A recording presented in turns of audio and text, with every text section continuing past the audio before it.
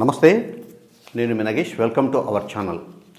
రాష్ట్రంలో నిన్న జరిగిన స్థానిక సంస్థల ఎన్నికల సందర్భంగా చోటు చేసుకున్న పరిణామాలు వైఎస్ఆర్ కాంగ్రెస్ పార్టీకి మళ్ళా ఒక బూస్ట్ లాంటిది ఇచ్చాదని చెప్పవచ్చు.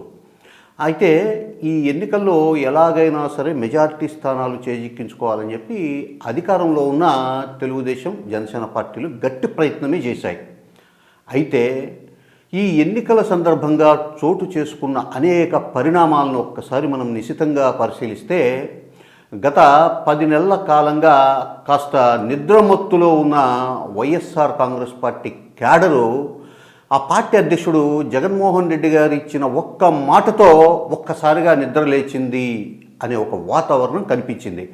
జగన్మోహన్ రెడ్డి గారు చెప్పిన ఆ ఒక్క మాటతో రాష్ట్రంలో వైఎస్ఆర్ కాంగ్రెస్ పార్టీ శ్రేణులకు, నాయకులకు కూడా ఒక బూస్టు ఇచ్చినట్లయింది. మళ్ళీ సీన్ రిపీట్ అయింది. రాష్ట్రంలో నిన్న 57 స్థానాలకు మొత్తం ఎన్నికల సంఘం నోటిఫికేషన్ ఇస్తే, ఎన్నికలు జరిగితే ఇందులో వైఎస్ఆర్ కాంగ్రెస్ పార్టీ మొత్తం 39 స్థానాలు, వైఎస్ఆర్సీపీ రెబల్ అభ్యర్థి 1 స్థానం, టీడీపీ 6, జనసేన 2, భారతీయ జనతా పార్టీ 1 స్థానాన్ని గెలుచుకున్నాయి. అంటే మొత్తం మీద ఈ 57లో వైఎస్ఆర్సీపీ 39 స్థానాలను గెలిచింది. అయితే ఇందులో కడప జెడ్పీ చైర్మన్తో పాటు రాష్ట్రంలో ఎంపీపీలు 24 స్థానాలు, వైస్ ఎంపీపీలు 17, కోఆప్షన్ సభ్యుల స్థానాలు 8 స్థానాలకు ఎన్నికలు జరిగాయి. మొత్తం మీద చూస్తే గిన ఈ 10 నెలల కాలంలో కూటమి ప్రభుత్వం అధికారంలోకి వచ్చాక వైసీపీ క్యాడర్లో కొంతమేరకు నెలకొన్న నిస్తేజం, అంటే అధికారంలో ఉన్నప్పుడు పార్టీ మమ్మల్ని సరిగా పట్టించుకోలేదు, స్థానిక ఎమ్మెల్యేలు, ముఖ్య నాయకులు మా గురించి పట్టించుకోలేదు, మేము పార్టీ కోసం తీవ్రంగా పనిచేసా, చిత్తశుద్ధితో పనిచేసినా పట్టించుకోలేదు. సో ఇప్పుడు రాష్ట్రంలో అధికారం మారిపోయింది, కూటమి ప్రభుత్వం వచ్చింది, ఇప్పుడు మాకు ఇబ్బందులు ఎదురవుతామో, ఇప్పుడు మేమెందుకు యాక్టివ్గా ఉండాలా అనే ఒక నిస్తేజము, కాస్త అసంతృప్తితో ఉన్న క్యాడరు ఒక్కసారిగా నిద్ర లేచినట్లు కనిపించింది.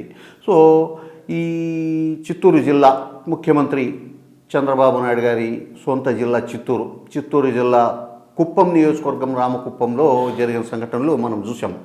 అక్కడ 15 మంది ఎంపీటీసీ స్థానాలకు గాను 8 మంది వైఎస్ఆర్ కాంగ్రెస్ పార్టీ తరఫున, 7 టీడీపీ తరఫున ఉన్నప్పటికీ కూడా, అంటే గతంలో వైసీపీ నుంచి గెలిచి వాళ్ళు టీడీపీకి వెళ్ళారు 7 మంది ఉన్నప్పటికీ కూడా ఆ ఎంపీపీని దక్కించుకోవడానికి వైఎస్ఆర్ కాంగ్రెస్ పార్టీ నిజంగా గట్టిగానే పోరాటం చేసింది. ఆ ఎంపీటీసీలను ఆ ఎన్నికకు తీసుకొని వస్తా అంటే టీడీపీ వాళ్ళు అడ్డపడడం, పోలీసులు వాళ్ళను దగ్గరుండి తీసుకోబడడం, ఈలోపు వాళ్ళు సమయానికి ఎక్కడైతే ఎంపీడీఓ ఆఫీసులో ఎన్నిక నిర్వహిస్తున్నారో అక్కడికి చేరుకోలేకపోవడంతో ఎన్నికల రిటర్నింగ్ అధికారి తెలుగుదేశం పార్టీ అభ్యర్థులు అంటే ఎంపీపీ, వైస్ ఎంపీపీగా గెలుపొందినట్లు ప్రకటించారు. సో అక్కడ కూడా వైసీపీ నిజంగా కూడా గట్టి పోరాటమే చేసింది. ఆ తర్వాత మన సృజన ఎంపీటీసీ త్రిపురాంతకంలో ఆమె ఒక రకంగా చాలా సాహసమే చేసినారని చెప్పి అనిపించింది. ఎన్నిక జరిగేంత వరకు ఆమె తెలుగుదేశం పార్టీ నాయకుల బెదిరింపులు, ఆ తర్వాత హౌస్ అరెస్ట్ చేశారు, నన్ను 3 రోజులు ఇంట్లో బంధించారు, సో నన్ను ఎలాగైనా సరే తెలుగుదేశం పార్టీకి ఓటేయాలని చెప్పి ఈ ఓటింగ్ జరిగే కార్యాలయానికి తీసుకొని వచ్చారు అని చెప్పి ఆమె చెప్పింది. అయినప్పటికీ కూడా చివరి నిమిషంలో ఆమె వైఎస్ఆర్ కాంగ్రెస్ పార్టీ తరఫున పోటీ చేసిండే సుబ్బమ్మ గారికి మద్దతు తెలుపుతూ చెయ్యి ఎత్తి అక్కడ వైఎస్ఆర్ కాంగ్రెస్ పార్టీ గెలుపొందడానికి ఆమె నిజంగానే ఒక ధైర్యంగా ఒక అడుగు ముందుకు వేసినట్లు మనం చెప్పుకోవాలి. ఈ సందర్భంలోనే తెలుగుదేశం పార్టీకి చెందిన జయరాం రెడ్డి గారు ఆమె చున్నీ లాగడం, ఇదంతా కూడా సోషల్ మీడియాలో తీవ్రమైన వైరల్ అయింది. ఇటీవల వైసీపీ నుంచి పార్టీలు ఫిరాయించిన, అంటే తెలుగుదేశం జనసేనలోకి ఫిరాయించిన ఎమ్మెల్సీలు, ఎంపీలు, ఆ తర్వాత ఇతర ముఖ్య నాయకులు, మాజీ మంత్రులు, వీళ్ళందరికీ కూడా సోషల్ మీడియా వేదికగా వైఎస్ఆర్ కాంగ్రెస్ పార్టీ అభిమానులు ఈ ఎవరైతే సృజన ఉన్నారో ఆమెను చూసి మీరు సిగ్గు తెచ్చుకోండి, బుద్ధి తెచ్చుకోండి అని చెప్పేసి ఈ వీడియోను సోషల్ మీడియాలో పెద్ద వైరల్ చేస్తున్నారు. మొత్తం మీద జగన్ గారు వచ్చే ఎన్నికల్లో మనం గెలవబోతున్నాం, మేము అధికారంలోకి వస్తూనే పార్టీ క్యాడర్కు పెద్ద ఎత్తున గుర్తింపునిస్తాం.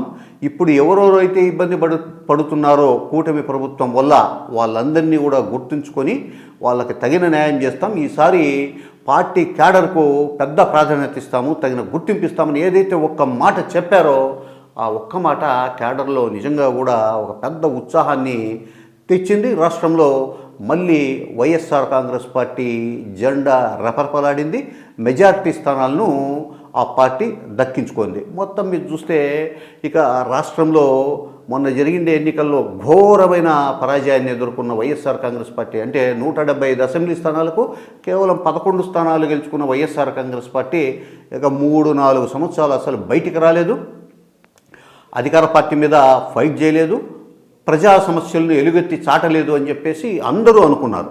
కానీ ఈ అంచనాలను పటాపంచలు చేస్తూ జగన్మోహన్ రెడ్డి గారు ఒక నెల రోజుల లోపలే యాక్టివ్ కావడం, ఆ తర్వాత ఈ 9 నెలలుగా నిస్తేజంలో ఉన్న పార్టీ క్యాడర్ కూడా ఒక్కసారిగా 10 నెలల తర్వాత ఉత్సాహంగా అదే ఏమైతే ఏమైంది చూసుకుందామని ఒక ధైర్యము తెగింపుతో ముందుకు రావడం అనేది ఇక రాబోయే రోజుల్లో వైఎస్ఆర్ కాంగ్రెస్ పార్టీ ప్రజాక్షేత్రంలో ఏ రకంగా ముందుకు పోబోతోంది, జగన్మోహన్ రెడ్డి గారి ఎత్తుగడలు ఎలా ఉంటాయి, ఆయన క్యాడర్కు ఏ రకంగా ధైర్యం ఇచ్చి ముందుకు నడిపించబోతున్నారు.